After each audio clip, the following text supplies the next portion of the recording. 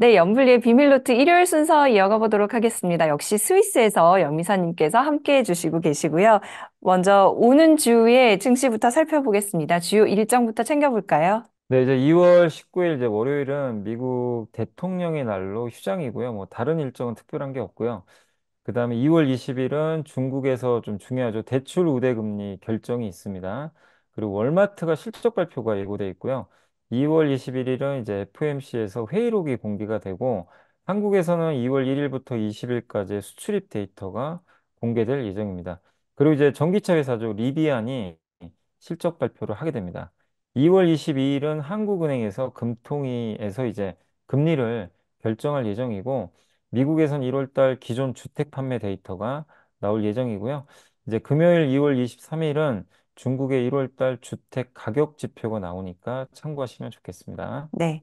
그럼 이 가운데서 특별히 주목해 볼 변수들은 어떤 게 있나요? 일단 이제 중국과 관련해서 변수가 좀 중요한 게 금리 결정을 하거든요. 그래서 저번에 지준율을 인하했기 때문에 금리까지 인하해주면 중국의 부양 의지가 굉장히 센 거거든요. 그래서 실제로 금리를 인하해줄지 한번 지켜봐야 될 것 같고 또 중국의 주택 가격이 안 좋은 거 다들 많이 알고 계실 거예요. 그래서 1월 달 주택 가격이 좀 어느 정도 선방을 했을지 한번 보시면 좋겠고 FOMC 회의록이 열리는데 실제 이제 1월 달 FOMC에서 연준 위원들이 무슨 얘기를 했는지 3월 달에 이제 금리 인하할 가능성은 낮아졌지만 그러나 5월과 6월 중에 또 힌트를 어느 정도 우리가 알 수 있기 때문에 한번 회의 내용도 살펴봐야 되겠습니다. 또 한국과 관련해선 한국의 2월 1일부터 10일까지 수출 데이터는 별로 안 좋더라고요. 마이너스가 났는데 근데 아무래도 그거는 이번이 2월 달에 그 설 연휴가 있다 보니까 조업일수가 이틀이 줄어버렸더라고요. 아,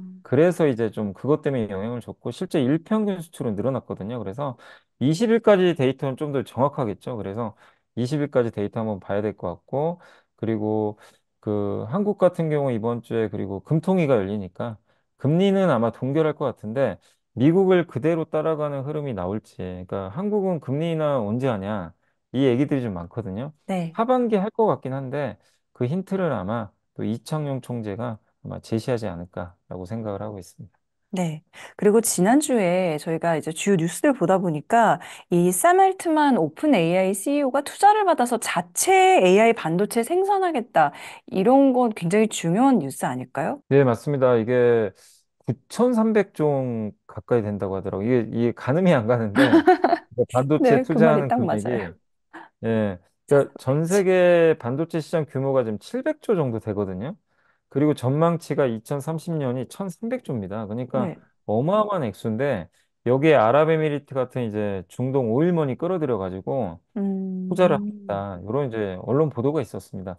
근데 이 부분은 그만큼 AI 시장이 커진다는 얘기고, 이 2010년도에 아시겠지만 아이폰 열풍으로 모바일 반도체 시장이 열렸거든요. 네. 그 다음에 아마존 때문에 클라우드 시장이 열리면서 서버용 반도체, 그리고 이제 유튜브 같은 데이터 센터, 음, 이런 쪽에 대한 이제 서버 반도체가 폭발을 했는데, 이번에 AI죠. 근데 알트먼이 뭐라고 했냐면, 현재 AI의 기술 수준이 마치 흑백 화면의 초기 휴대전화 있죠.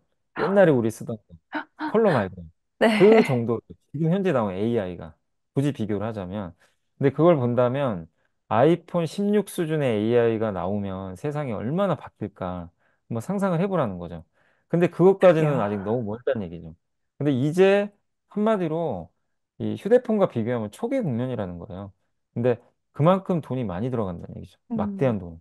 그래서 이 돈이 필요하기 때문에 저런 얘기가 나왔던 것 같고, 그럼 결국엔 그 여기에 필요한 반도체를 직접 만들겠다는 얘기인데, 얼마 전에 한국도 들어와서 뭐 삼성 하이닉스 만나고 간 것처럼 우리나라 반도체 기업들한테도 상당히 긍정적일 것 같아요. 왜냐하면 AI 반도체에는 HBM이라는 고대역폭 메모리 반도체가 반드시 필요하거든요. 네. 그래서 그걸 할 수 있는 업체가 몇 개 없기 때문에 한국의 메모리 반도체 산업에 상당한 저는 호재가 될 수 있다. 다만 이거는 구체적인 건 아니고 일단 언론 보도만 나왔기 때문에 음. 정확하진 않을 수 있지만 그만큼 AI 시장이 이제 초기 국면이라는 건 좀 명확하지 않나라고 좀 말씀을 드리고 싶습니다. 네. 근데 또 한편에서는 HBM이 곧 꺾일 수도 있다. 뭐 이런 경고도 있잖아요. 이거는 또 어떻게 바라봐야 될까요, 그러면? 얼마 전에 이제 시장 조사 기관 중에 요울이라는 그룹이 있거든요. 요울 그룹에서 이제 전망을 발표했는데 2023년부터 2028년까지 연간 45% 정도 이 HBM 시장이 성장할 거다. 뭐 성장하는 거는 이제 전혀 문제가 없죠. 연평균 45%가 엄청난 건데 올해 12조 원 정도로 예상되는 이 HBM 매출이 2028년에 32조 원까지 늘어난다라고 이제 전망을 했습니다. 그래서 세계 디램 시장에서 차지하는 이제 매출이 한 500억 달러 정도였는데 HBM 그러니까 세계 디램 시장 전체가 500억 달러인데 HBM 매출은 한 그 50억 달러 정도 되는 거거든요. 그러니까 그만큼 10% 정도 되니까 적지 않은 비중은 맞는데 전체 물량 있죠. 그러니까 전체 개수로 따지면 2%밖에 안 돼요. HBM은. 그만큼 비싸다는 얘기죠. 만들기가 어렵기 때문에 단가가 비싸다라고 좀 보시면 좋겠는데, 음, 다만 HBM도 예전의 반도체랑 비슷한 길을 걸을 수밖에 없다. 왜냐하면 앞으로 시간이 지날수록 기술력은 더 높아지면서 점점 싸게 만들 수 있는 기술력이 향상이 될 것 같고, 지금은 하이닉스 혼자 거의 독주거든요. 근데 여기에 삼성전자 이제 들어가죠. 마이크론도 공격적으로 투자하겠다고 밝혔죠. 뭐 네. 3사가 이제 경쟁을 하면서 뭐 일각에선 또 나중에 치킨 게임까지 갈 수도 있다. 이런 얘기도 나오더라고요. 근데 아직은 너무 앞선 얘기지만 결국엔 가격은 떨어질 거고 공급은 늘어나게 될 거고 이렇기 때문에 언젠가는 HBM도 결국엔 좀 공급 과잉이 올 수 있다라는 그런 뉘앙스의 얘기인 것 같아요. 다만 이제 음, 투자하신 분들이 이거를 염두는 해도 돼. 지금 걱정할 단계는 아닙니다. 어차피 25년까지는 계속해서 성장을 하고요. 26년, 7년부터는 조금 이제 성장이 둔화될 수 있거든요. 그래서 네. 이 고민은 제가 봤을 때는 내년부터는 좀 하긴 해야 돼요. 근데 적어도 올해만큼은 HBM에 대해서 너무 빠르게 또 고민을 하면 이게 올라가는 구간에서 또 주식을 너무 빨리 팔 수도 있거든요. 그래서 지금 음. 걱정보다는 내년에 한번 성장률을 한번 고민을 해서 내년에 고민을 하자. 이런 정도로만 해석을 하시면 좋을 것 같습니다. 내년에는 좀 고민할 필요가 있다. 네, 이사님, 그리고 사실 이거 이제 어제 여쭤보고 싶었는데 좀 아껴놨던 질문인데요. 그 삼성전자랑 현대차 보면은 요즘 우선주가 본주보다 더 좋은 성적을 내고 있는 것 같거든요. 이 우선주 강세의 배경도 좀 듣고 싶습니다. 예, 올 들어서 사실 삼성전자가 5% 정도 빠졌거든요. 주가 되게 안 좋아요, 삼성전자는. 근데 우선주가 그럼 같이 빠져야 되는데 우선주는 한 1.5% 정도 올랐습니다, 오히려. 그러니까 되게 좀 아이러니한 거죠. 둘이 음. 이제 이게 교차된 거죠. 그래서 코스피도 지수가 올해 기준으로 아직까지 하락세인데 그거에 비해서도 우선주가 견조하다는 걸 우리가 느낄 수가 있고 그리고 이 현대차 같은 경우는 본주가 올해 12% 정도 올랐거든요. 근데 현대차 우선주의 이제 대표주죠. 현대차 우선주가 한 세 종류가 있어요. 이제 종류가 좀 다르긴 한데 어쨌든 이제 배당 수익률은 비슷한 편인데 현대차에서 가장 거래가 많이 되는 게 현대차 EUB라는 우선주가 있는데 이 우선주는 무려 35%가 오른 거예요. 세 배 올랐어요, 본주보다.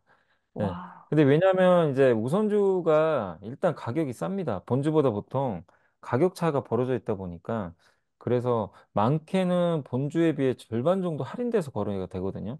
근데 그 음, 이유는 우선주는 주주권을 행사할 수가 없어요. 그쵸. 내가 주주가 사실은 이제 어떻게 보면 주총에서 투표권을 행사할 수 없다라는 단점은 있는데 대신 이제 그걸 보완해주기 위해서 이 배당을 더 많이 주는 거죠. 그래서 그런 이제 매력은 있는데 근데 지금 기업들의 밸류 프로그램 기대감이 높잖아요. 네. 그러다 보니까 주주 환원 차원에서 우선주에 대한 배당을 더 많이 늘리고 또 거기다가 우선주 소각하는 거 아닐까. 그래서 아, 이런 부분에 대한 이제 기대감들이 좀 있는 것 같아요. 그러니까 우선주는 주식에 포함되거든요. 근데 우선주를 소각하잖아요. 이것도 자사주 소각과 비슷해요. 네. 주식수가 줄어버립니다. 그러다 보니까 우선주를 소각하는 것 자체도 이 밸류 프로그램의 취지에 맞는 거 아닐까? 이제 이런 기대가. 그렇게 되면 이제 우선주의 가치가 더 올라가겠죠.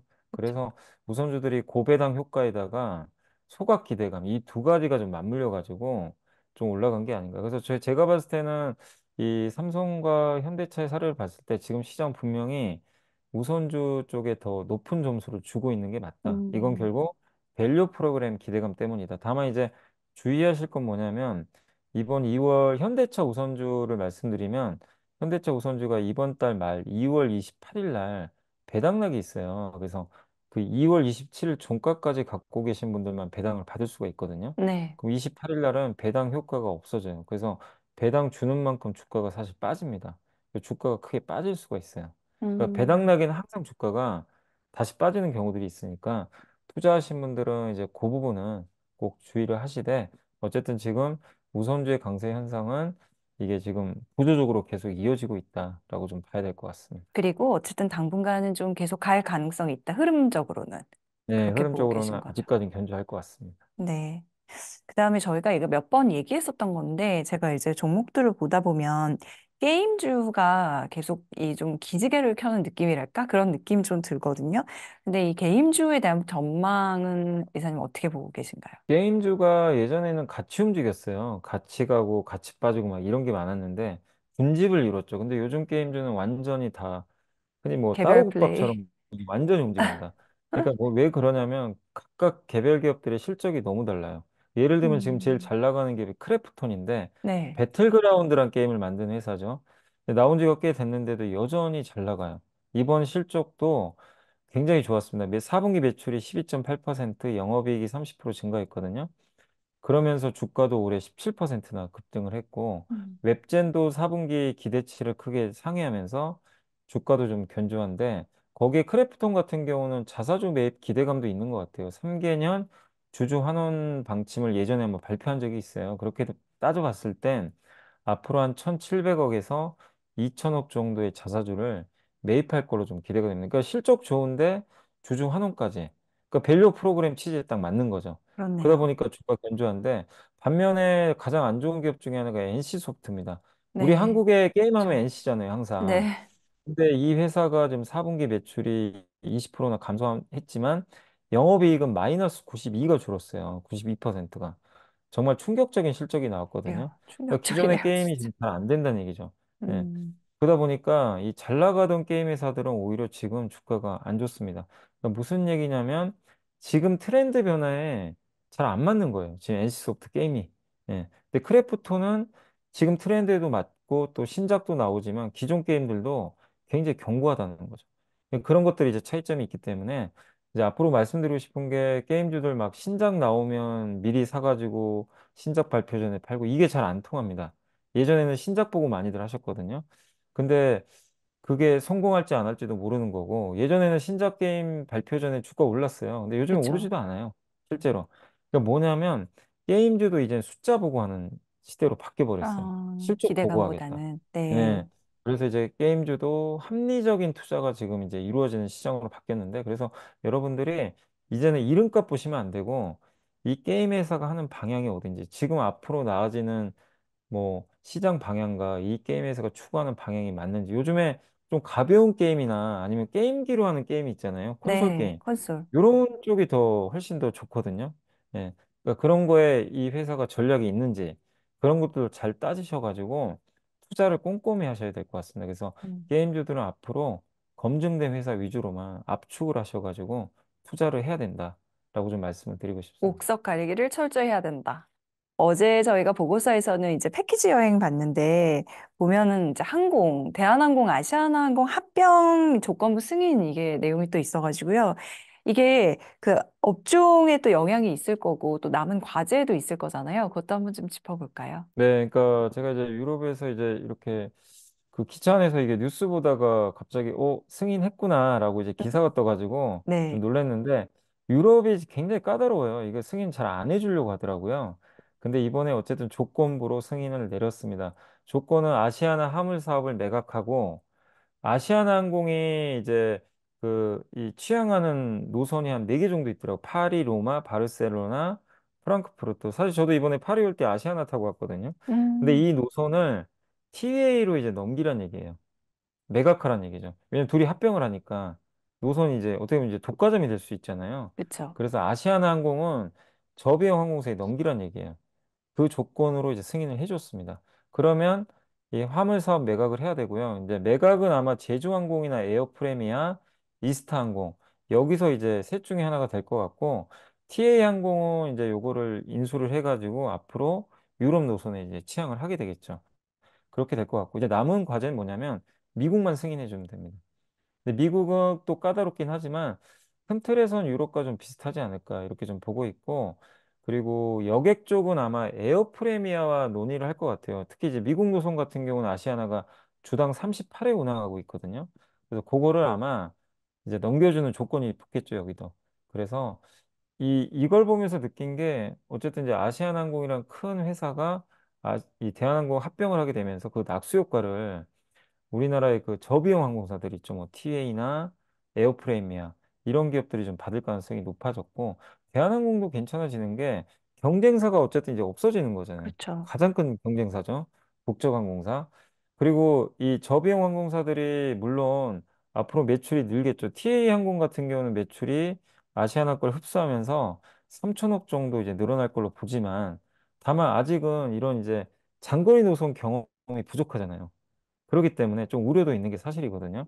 그래서 대한항공의 자리를 위협하기는 단기간에 쉽지 않다라는 음, 분석도 많은 것 같습니다. 그래서 대한항공도 불확실성이 해소되고 재무구조도 굉장히 양호하고 네. 경쟁사가 어쨌든 없어지기 때문에 대한항공 입장에서도 상당한 호재가 되지 않을까라고 좀 보고 있습니다. 그러니까 지난주 공모주 열풍이 되게 뜨거웠거든요.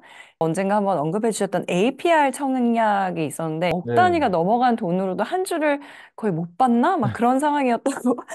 그러니까 이 IPO 시장이 작년 하반기부터 굉장히 뜨거운 것 같아요. 작년 하반기부터 이제 여러 기업들이 상장을 한 뭐 두산 로보틱스도 그렇고 에코프로 머티리얼즈, LS 머티리얼 이런 기업들이 주가가 다 좋았거든요. 상장하자마자 막 상한가에 가는 경우도 있었고, 근데 그 후에 상장한 기업들도 웬만하면 막 주가가 폭등을 하니까 며칠 만에 사람들이 그걸 보게 된 거죠. 아, 지금 시장은 IPO만 내가 잘 참석만 하면 짧은 기간 안에 고수익을 내겠구나. 네. 그만큼 유동성도 괜찮거든요. 그래서 기업의 어떤 가치도 중요하지만 수급이 워낙 단단하다 보니까 IPO 쪽에 영향을 주고 또 IPO는요, 금리에 민감합니다. 근데 어쨌든 올해 금리는 인하되거든요. 21년도 기억하시겠지만 21년하고 22년도는 IPO 암흑기였어요. 음. 그때 이제 고금리가 시작이 되면서 IPO 상장 기업들 주가가 처참할 정도로 빠져버린 거죠. 근데 지금 반대가 되니까 그래서 앞으로도 이 흐름은 저는 좀 이어질 것 같고 그리고 올해 이제 가장 대여급 중에 하나가 APR인데 이런 상징적인 기업들이 이렇게 흥행에 또 성공을 해주고 또 최근에 중소형 기업들도 그냥 일단은 청약만 했다 하면은 그렇죠. 흥행하죠. 기본적으로 막 1,000대 1이 넘어가요. 예. 이게 넘어가다 보니까 뭉칫돈이 들어오는데 좀 걱정도 됩니다. 사실 이제 이게 영원할 수는 없거든요. 근데 어쨌든 이제 올해는 금리 인하를 하니까 올해까지는 이 흐름은 좀 이어지겠지만 여러분들이 유념하실 건 공모주 청약에 무조건 100%는 없어요. 어느 음. 시점에선 또 안 좋게 흘러가는 경우들도 나올 텐데 그게 언제가 될지 모르지만 그래서 무조건 성공한다는 그런 좀 고정관념을 좀 버려주시고 그다음에 올해 좀 관심 있게 볼 만한 건 결국엔 그동안 21년도에 IPO 하려다가 지금 미뤘던 기업들이 몇 개 있어요. 대여급 아마 여러분도 아실 거예요. 토스, 마켓컬리, 네. 야놀자. 아마 이 기업들이 다시 좀 IPO 많이 시장이 기다리고 있네. 좋아지니까 네. 예, 다시 아마 복귀를 할 가능성이 높습니다. 물론 몸집은 낮아졌지만 낮아졌다는 건 IPO에 참여하는 그 공모주 청약하신 분들한테는 오히려 좋거든요. 너무 몸값이 비싸면 주가 오르기가 굉장히 버거운데 음. 이들 몸값이 좀 많이 낮아지는 편이에요. 과거보단. 그렇기 때문에 이 대여급들의 어떤 상장 이슈도 계속 한번 지켜볼 필요는 있는 것 같습니다. 네. 그리고 연미사님께서 선정한 보고서 보기 전에 하나만 더 여쭤보겠습니다. 삼성이 XR 사업위에서 에이스급 인재 100여 명을 모았다. 이렇게 또 들리는데 XR 관련주도 관심이 필요할까요? 저는 이제 올해는 좀 관심을 가져보세요. 저도 사실은 XR 처음 나왔을 때 좀 음. 관심 갖다가 대중화까지는 좀 시간이 많이 걸릴 것 같아가지고 별로 크게 관심을 안 가졌는데 이제 그 작년부터죠. 작년에 메타 퀘스트 3 나오고 얼마 전에 애플의 비전 프로 나왔잖아요. 네. 근데 비전 프로 저는 뭐 당연히 못 써봤지만 미국 현지에서 유튜버 분들이 구매해서 올린 영상들을 봤어요. 보면서 느낀 게 이게 AI랑 결합되면 정말 엄청날 것 같더라고요. 그러니까 한마디로 이번 애플 비전 프로는 공간 컴퓨팅이거든요. 이게 이걸 쓰고 화면을 여러 개 띄워놓는 거예요. 주변에다가. 그래서 돌아다니면서 내가 이제 일을 할 수가 있는 거죠. 그래서 그게 또 너무나 마음에 들었는데, 근데 이게 여기서 끝나는 게 아니라 내가 밖에 나가서도 그런 걸 할 수도 있는 거잖아요. 이걸 끼면서. 그래서 물론 하드웨어 성능이 좋아져야 되겠죠. 아직은 초기 단계인데. 근데 어쨌든 인간의 기술력은 계속 발전하는 거니까. 우리 옛날에 휴대폰도 벽돌폰이었잖아요. 옛날에. 기억하시겠지만 굉장히 컸잖아요. 그쵸. 근데 그게 어쨌든 무전기 같은. 이만해졌잖아요. 네. 예. 결국 저는 안경 형태로 바뀔 것 같아요, 나중에. 그래서 음, AR 글라스 시대가 대중화되는 시기도 멀진 않았다.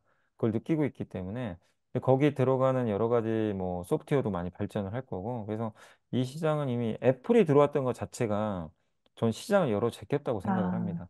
그래서 네. 삼성도 좀 급한 것 같아요. 그래서 에이스급 인재 100여 명을 좀 모으면서 아마 XR 헤드셋, XR은 이제 확장 현실인데 뭐 VR은 가상 현실이고 AR은 이제 우리가 눈으로 직접 현실을 보는 건데 이게 음, 합쳐진 거죠, 어떻게 보면. 그런 기기를 이제 내놓으려고 하는 것 같아요. 그래서 아마 구글과 반도체 기업 퀄컴과 협력을 해가지고 아마 내놓지 않을까. 그래서 삼성과 애플이 이렇게 참전할 가능성이 높아졌기 때문에 저는 거기서 XR 기기 만드는 그 부품 회사들 있죠. 우리나라에 네. 많이 있거든요.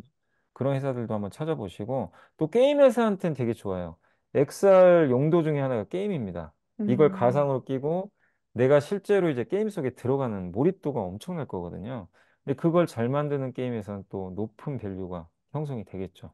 그 새로운 그 기기 플랫폼이 생겨버리는 거예요. 음, 그럼 게임에서는 당연히 좋을 수밖에 없죠. 그래서 네. 이 시장이 저는 열렸기 때문에 한번 관심 있게 볼 필요는 있다라고 말씀을 네. 드리겠습니다. XR 관련주도 관심을 가져보자. 말 나온 김에 관심 가져볼 회사들 몇 군데. 아, 저는 이제 애플 비전 프로 관련해서 그 카메라 있잖아요. 카메라 관련해서 그 검사 장비 만드는 회사가 하나 있어요. 그 회사가 하이비전 시스템이라고 있거든요. 애플 아이폰에도 원래 공급을 합니다.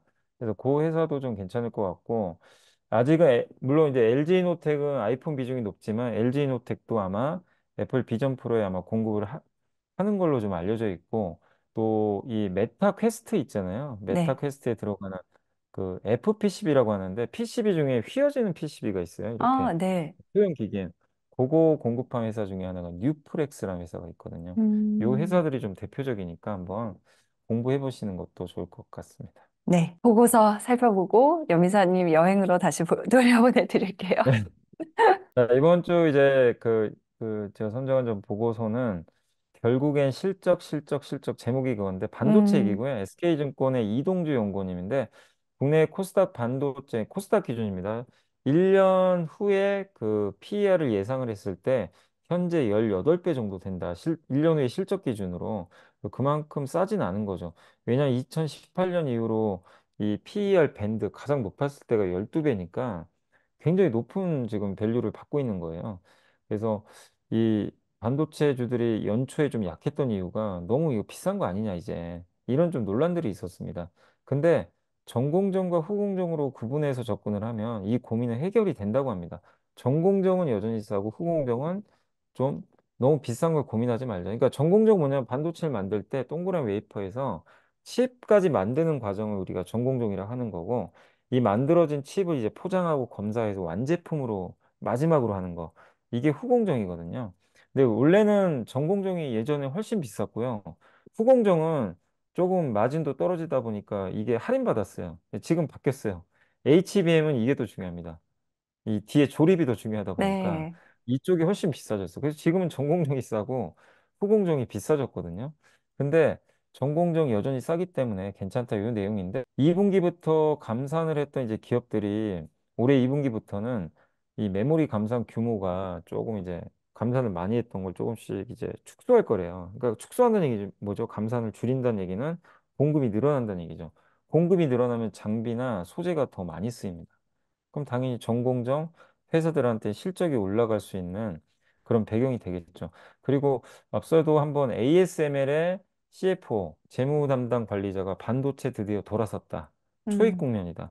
이 얘기는 뭐냐면 이제 반도체 경기 돌아서면 가동률이 올라가거든요. 네. 그래서 반도체 전공정 싸지만 뭔가 이제 편하게 접근할 수 있는 그런 모멘텀은 나왔다. 다만 전체 실적은 22년도에 가장 좋았던 걸 넘기는 아직은 어렵기 때문에 그 안에서도 옥석은 좀 가리자. 무조건 뭐 전공정이라고 해서 아무거나 사지 말자. 요 내용이고 후공정은 여전히 좋긴 한데 이제 결국 실적 숫자로 보여줘야 된다는 얘기죠. 기대감으로 이제 올랐다면 숫자가 이제 팍팍 찍혀줘야 되는. 음, 그러니까 23년 AI 기대감에서 이제는 진짜로 너 이 정도 올랐는데 이제 진짜 숫자로 보여줘야지. 이제 검증의 시간으로 간다는 얘기죠. 그래서 그런 기업들 위주로 한번 여러분들이 볼 필요 있다. 근데 최근에 엔비디아나 한미반도체 같은 그런 기업들이 실적을 통해서 보여줬으니까 아마 실적만 잘 나온다면 비싼 주가도 해결이 될 것 같다. 이 음, 내용이고. 그래서 관심 종목을 많이 꼽아주셨는데 그냥 설명해드리면 실적과 AI를 통해서 재평가 받을 기업으로는 리노공업, ISC, TFE, 테크인, 이오테크닉스, PSK홀딩스, 칩스앤미디어를 꼽아주셨고요. 네. 그다음에 실적과 전공정 있죠. 아까 말씀드린 그쪽 좀 가격 싼 걸 볼 때는 원익QNC, 코미코, GMBS 에코, JI테크를 꼽아주셨고요. 그다음에 이제 실적 플러스 첨단 공정이라고 굉장히 이제 미세하게 만드는 칩을 만드는 그 공정이 있거든요. 그 소재.